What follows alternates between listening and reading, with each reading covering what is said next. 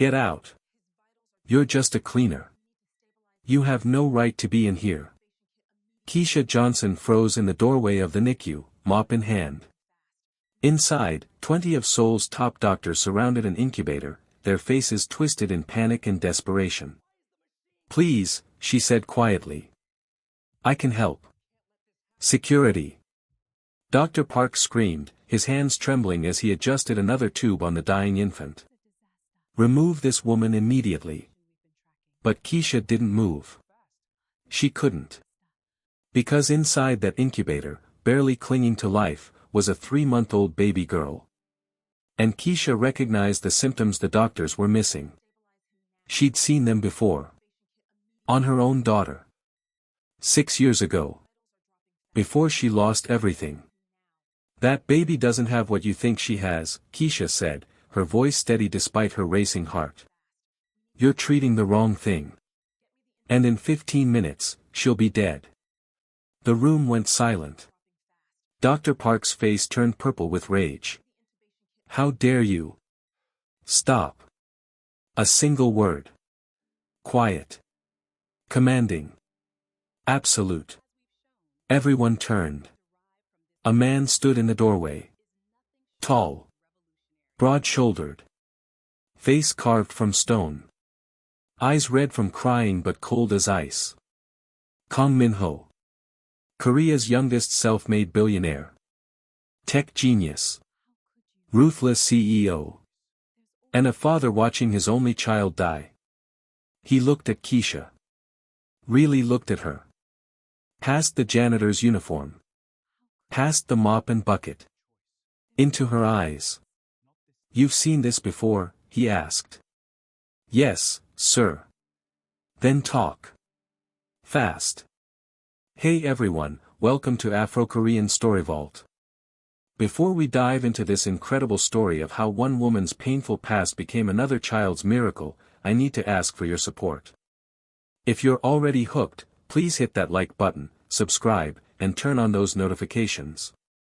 This story is going to blow your mind, and your support helps me bring you more amazing content like this. Now, let's find out how Keisha went from scrubbing hospital floors to saving a life that 20 doctors couldn't. 12 hours before that confrontation. Keisha Johnson was just trying to survive another shift. 4 a.m. Seoul National Hospital. 3rd floor. Empty hallways. The quiet before the chaos.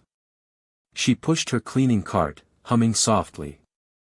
The same gospel song her grandmother used to sing.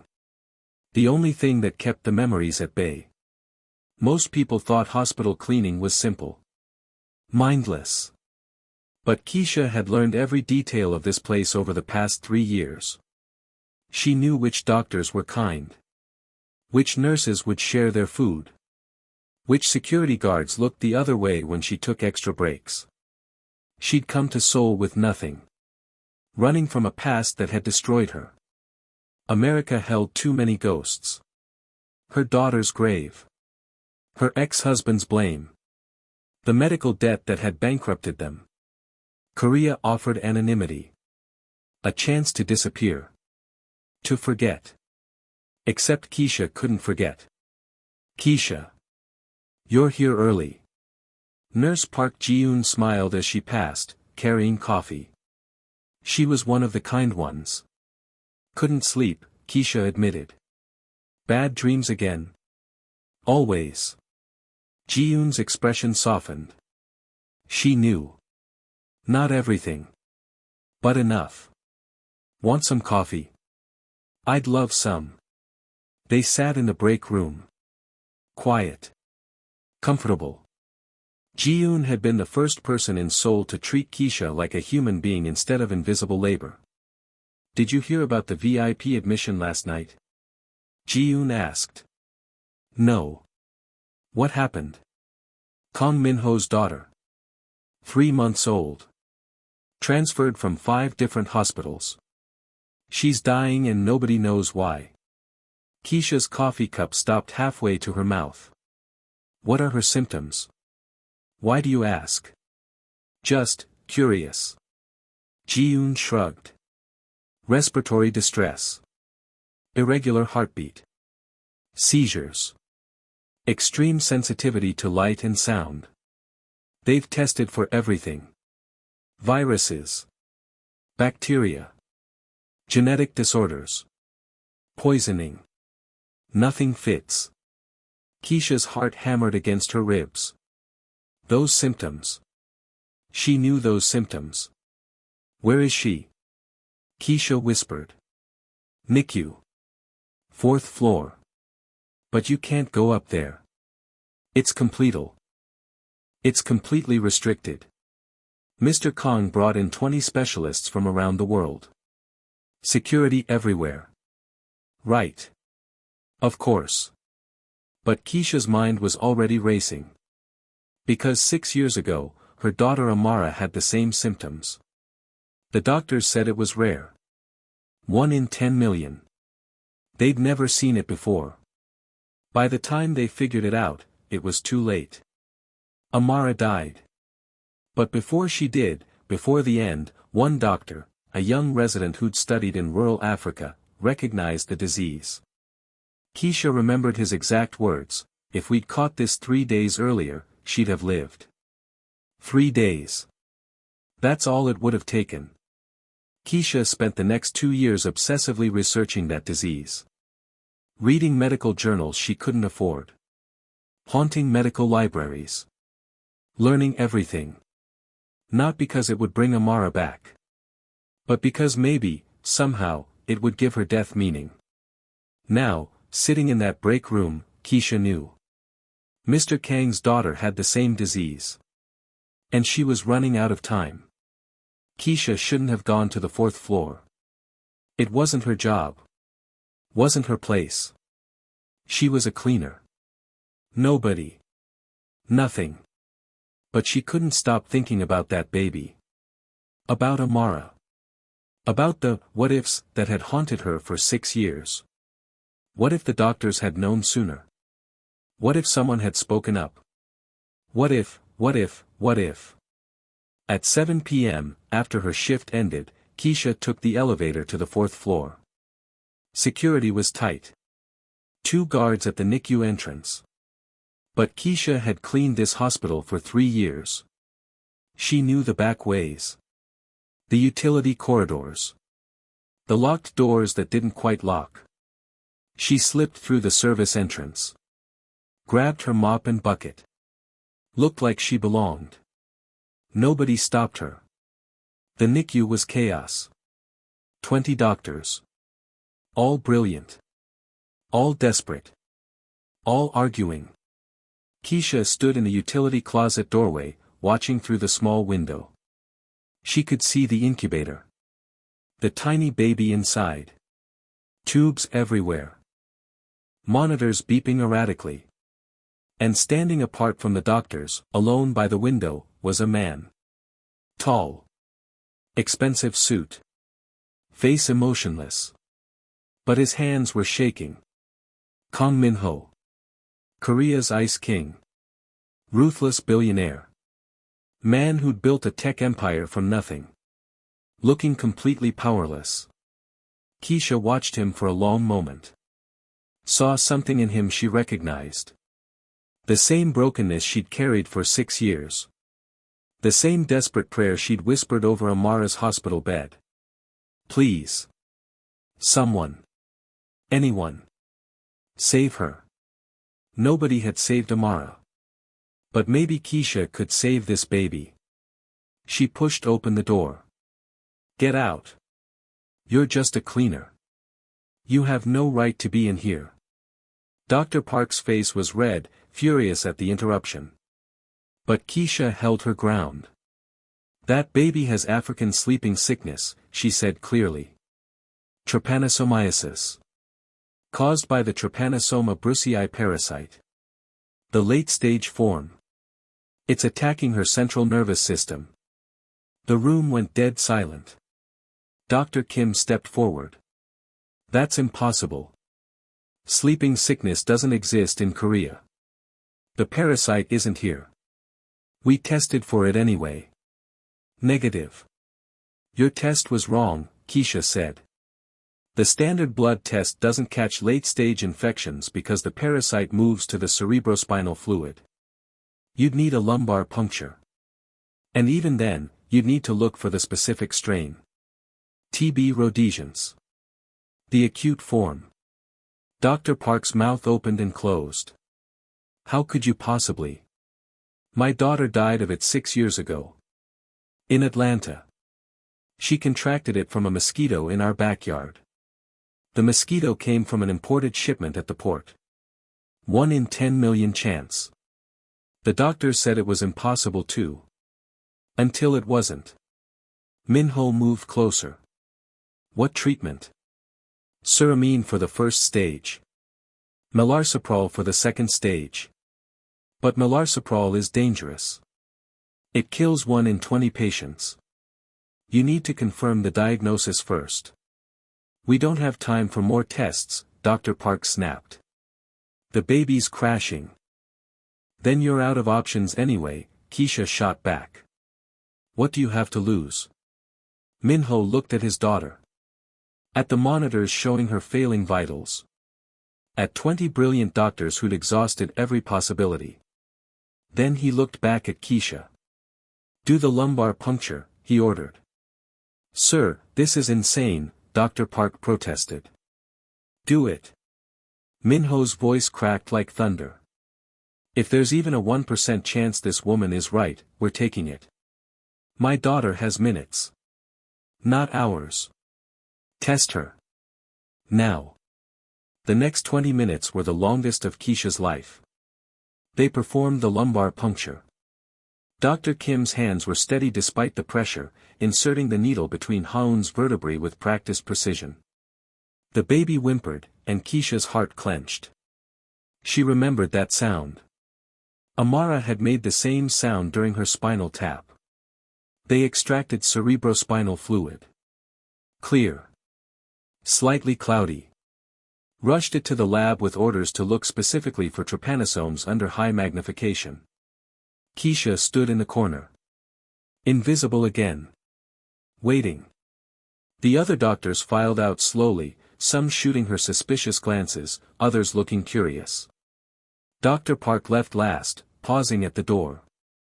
If you're wrong, he said quietly, you've given false hope to a dying man. That's cruel. If I'm right, Keisha replied, I've given him his daughter back. That's worth the risk. Dr. Park shook his head and left. Now it was just Keisha, Minho, and baby Haun, surrounded by the beeping of monitors and the hiss of the ventilator. Minho stood beside his daughter's incubator, one hand pressed against the glass. His expensive suit was rumpled. His hair disheveled. He looked nothing like the polished billionaire from the magazines. He looked like a father. Terrified. Desperate. Human. What was your daughter's name? He asked quietly, not looking at Keisha. She startled. Amara. How old? 4. When she died. I'm sorry. Me too. Silence. The machines beeped. Haun's tiny chest rose and fell, each breath a struggle. Tell me about her, Minho said suddenly. Please. I need to talk about something other than medical results and mortality rates. Keisha's throat tightened. She hadn't talked about Amara in years. Not really. Not beyond the clinical facts of her illness. She loved butterflies, Keisha said softly. We had a garden. She'd spend hours watching them. She wanted to be an entomologist when she grew up. Study insects. Save endangered species. Her voice cracked. She wanted to save things. Even at 4 years old. Minho's hand trembled against the glass. Haun loves music. Piano. She's only 3 months old but she stops crying when I play for her. My wife used to play. Before. He couldn't finish. Why are you here? In Korea, he asked after a moment. Because America had too many memories. I needed to disappear. Did it work? No. You can't run from grief. It follows you everywhere. It finds you in quiet moments. In the faces of children. In every hospital corridor. Minho's jaw tightened. My wife said the same thing. Before she died. 2 years ago. Cancer. She said grief is permanent. That you don't get over it. You just learn to carry it. She was right. Everyone's sorry. People say it constantly. I'm sorry for your loss. I'm sorry this happened. I'm sorry, I'm sorry, I'm sorry. His voice was bitter. Broken. It doesn't help. Sorry doesn't bring her back. Sorry doesn't save our daughter. No, Keisha agreed. But sometimes sorry means I see your pain. And I'm here anyway. That's something. He finally looked at her. Really looked. I built an empire. I can buy anything. Control anything. But I couldn't save my wife. And now I can't save our daughter either. What's the point of all this power if I'm powerless when it matters most? You haven't lost her yet. Haven't I? 20 doctors. The best in the world. Every resource imaginable. And I'm trusting a janitor with a theory based on a tragedy. How desperate is that? It's not desperate, Keisha said firmly. It's smart. You're listening to someone who's been where you are. Someone who knows what it's like to watch doctors fail. To feel helpless. You're choosing hope over pride. That takes courage. You're trusting a mother who learned too late, she continued. I can't save Amara. But maybe I can save your daughter. Maybe her death can mean something. Maybe it can give your daughter life. He stared at her for a long moment. What's your name? Your full name. Keisha. Keisha Johnson. Keisha Johnson, he repeated.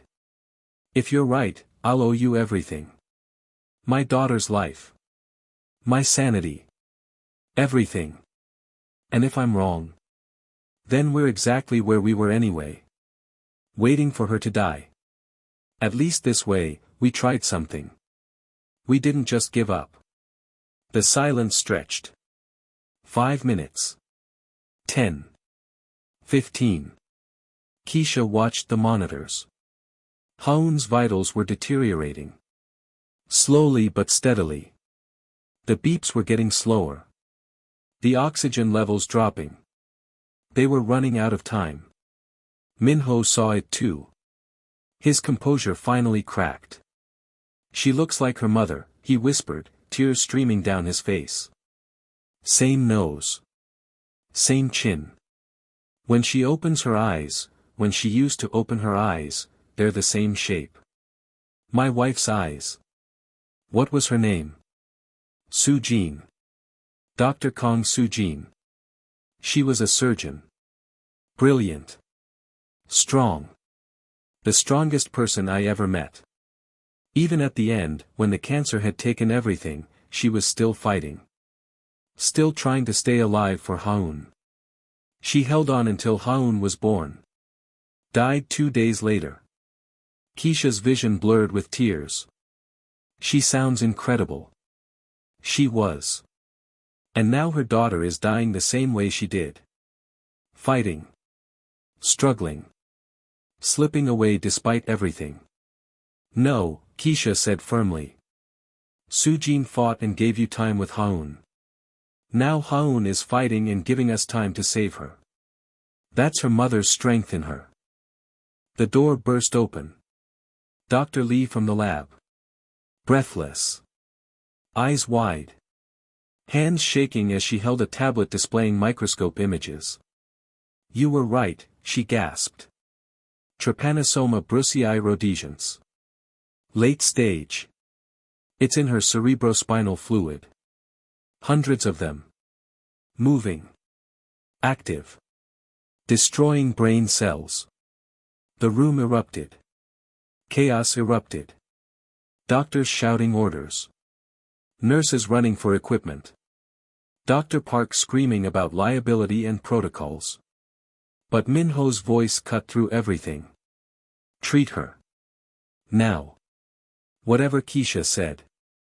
Sir, melarsoprol is dangerous, Dr. Kim began. My daughter is dying, Minho said, his voice deadly quiet. Dangerous is better than dead. Do it. They started the treatment.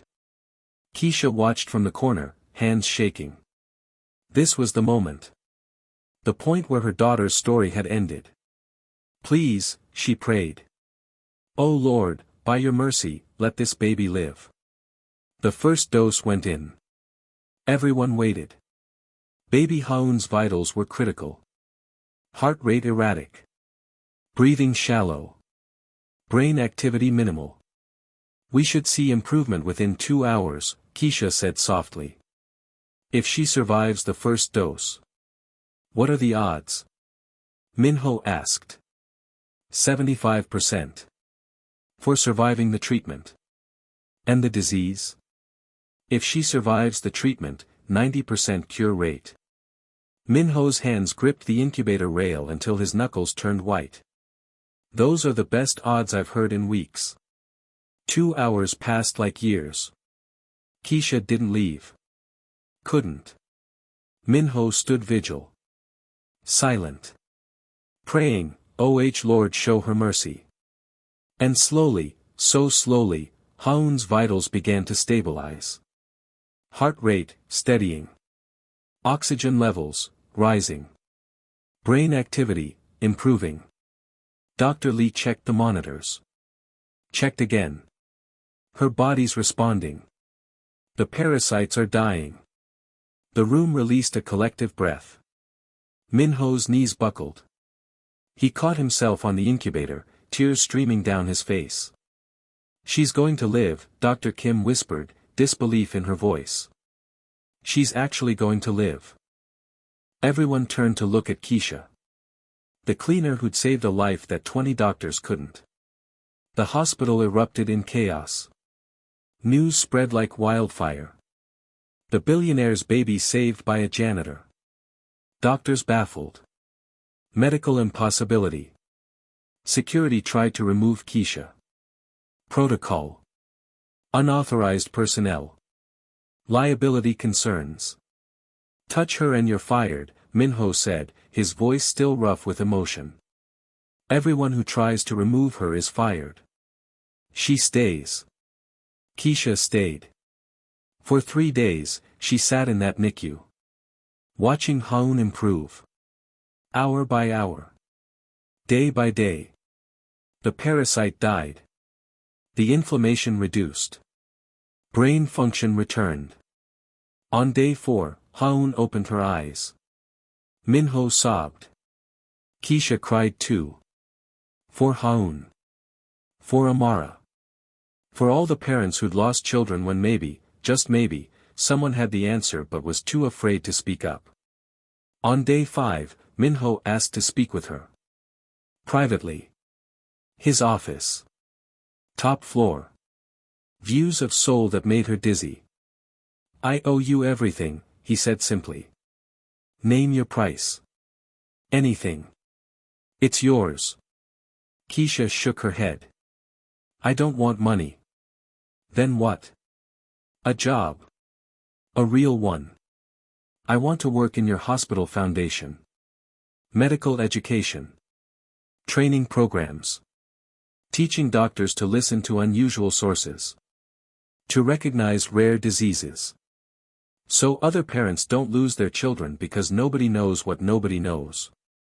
Minho stared at her. You want to work? Not retire rich? Money doesn't bring back my daughter. But maybe saving other children can give her death meaning. You're remarkable, he said softly. I'm just a mother who learned too late. No. You're a mother who refused to let that knowledge die with your grief. You turned pain into purpose. That's extraordinary. He extended his hand. Director of Medical Education. Kong Foundation.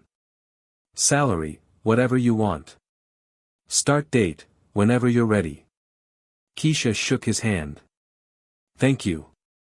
No. Thank you. For my daughter's life. 6 months later, Keisha stood in front of a medical conference. 200 doctors.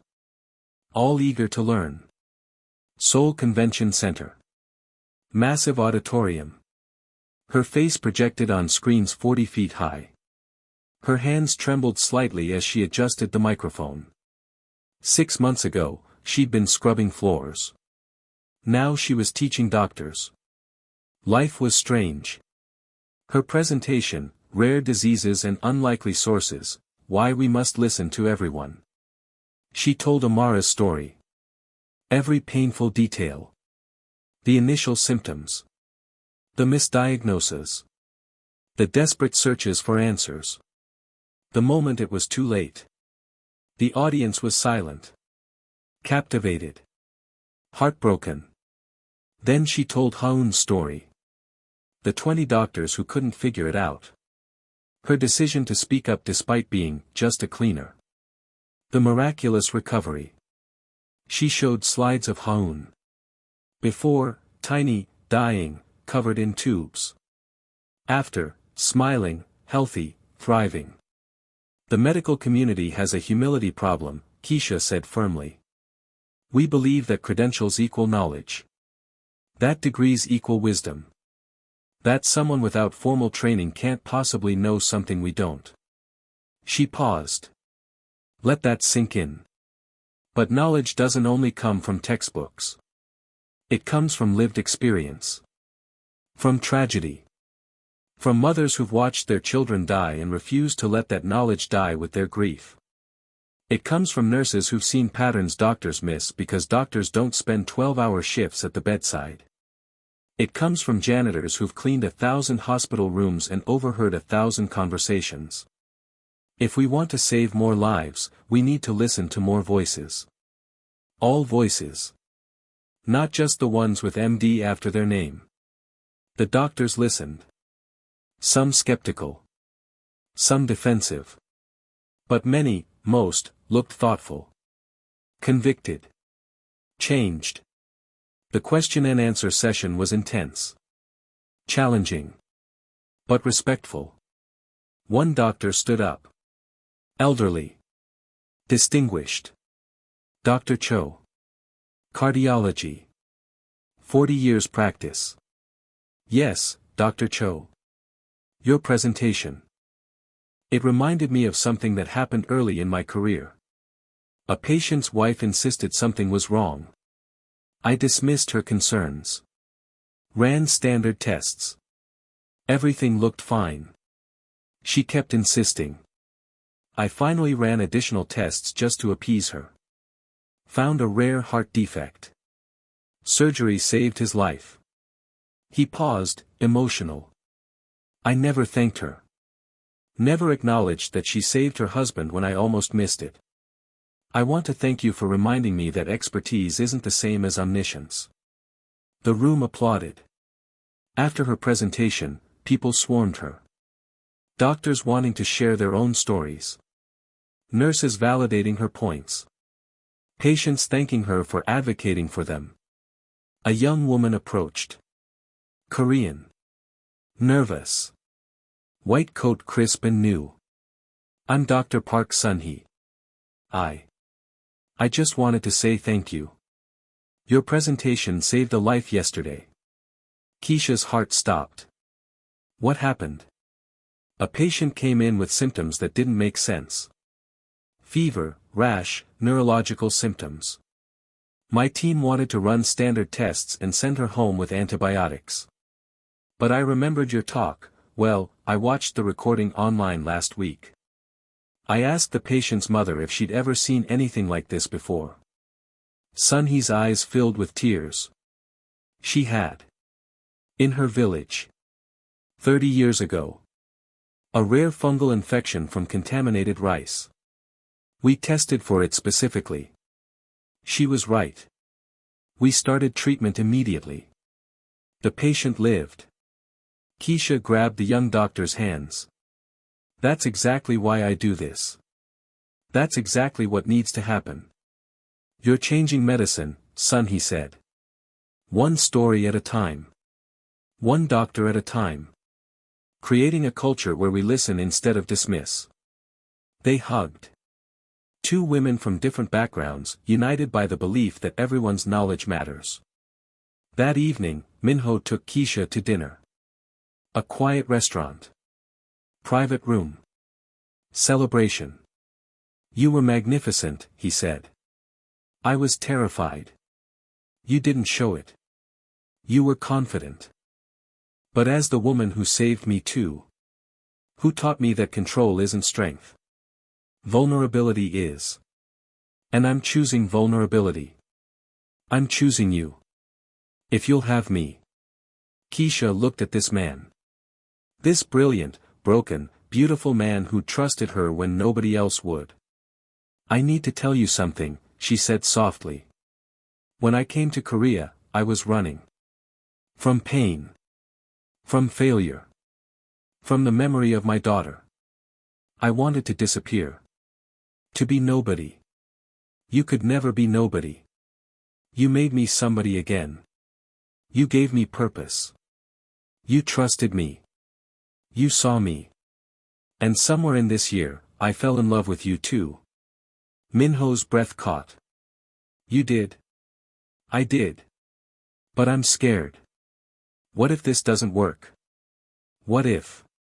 What if it does? He stepped closer. What if we choose to believe that two broken people can build something whole?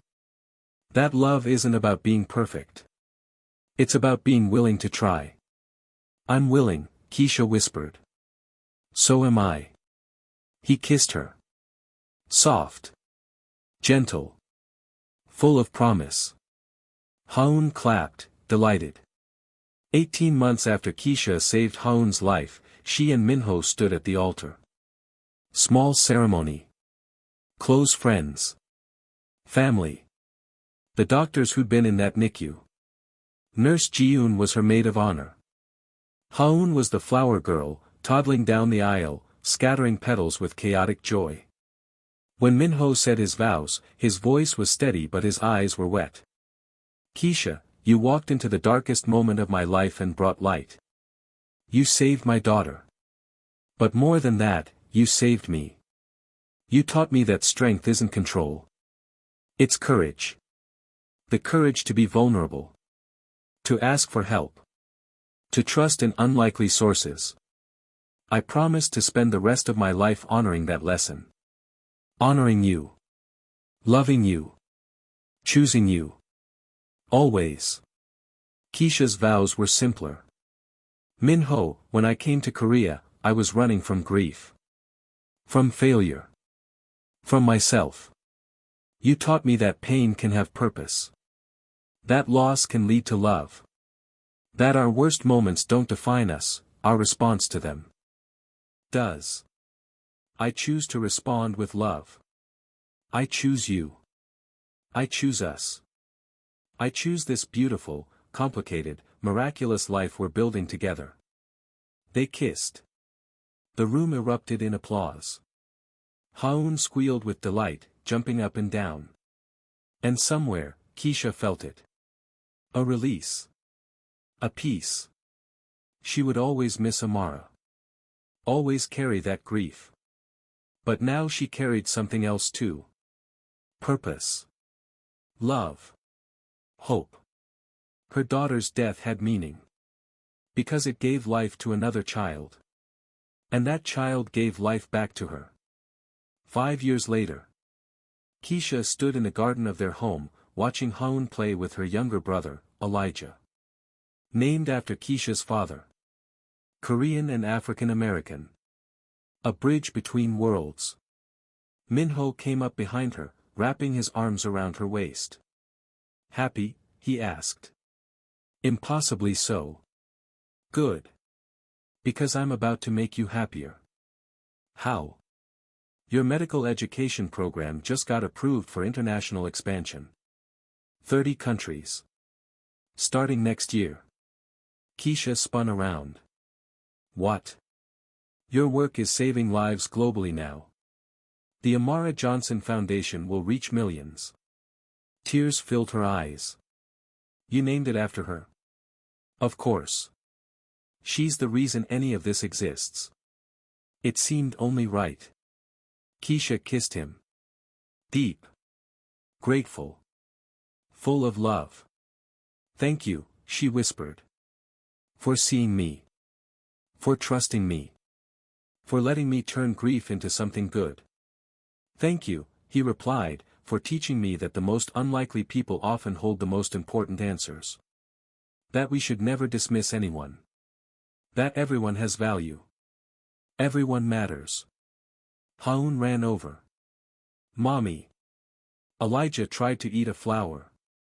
Keisha laughed. Did he? Yes. I stopped him though. I'm a good big sister. The best, Keisha agreed, scooping her up. This child.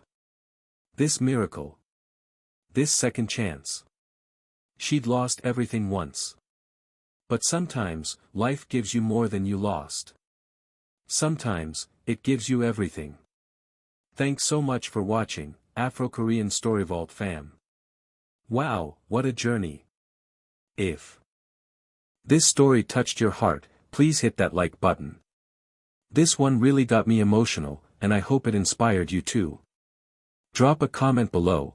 What was your favorite part of Keisha and Minho's story? Would you have had the courage to speak up like Keisha did? I want to hear your thoughts. Don't forget to subscribe and turn on those notifications so you never miss a story. We've got so many more incredible tales of love, courage, and unexpected miracles coming your way. Share this video with someone who needs to hear that their pain can have purpose, that their voice matters, and that love can grow in the most unexpected places.